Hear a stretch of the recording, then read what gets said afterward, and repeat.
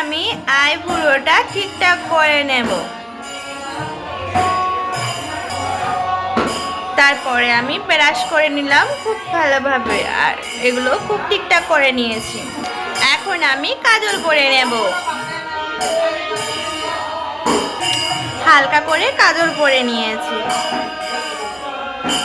এবারে আমি এটা মেখে নেব। তো ক্রিমটা মেখে নিয়েছি, এবার এটা এই লিপস্টিকটা লাগিয়ে নেব।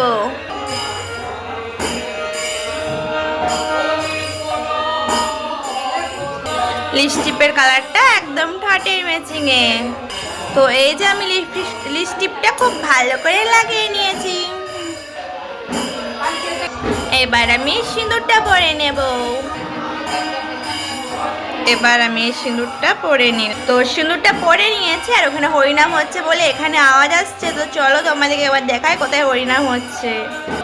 এই যে ওখানে হরিনাম হচ্ছে, দেখো জানাটা থেকে দেখতে পাওয়া যাচ্ছে। তো এই লিপস্টিক দিয়ে চোখগুলো একটু লালচে লালচে করে নেব। এই যে আঙুলে নিয়েছি, এগুলো আবার এমনি ট্যাপ ট্যাপটা করে জাস্ট এমনি করে নেব।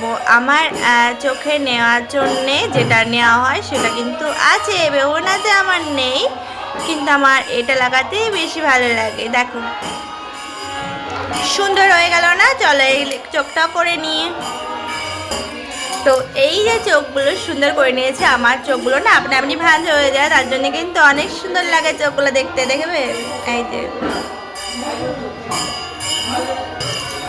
এবার আমি চুলটাকে বেঁধে নিয়ে তারপরে তোমাদেরকে দেখাচ্ছি আমার ফাইনাল লুকটা কিরকম লাগছে।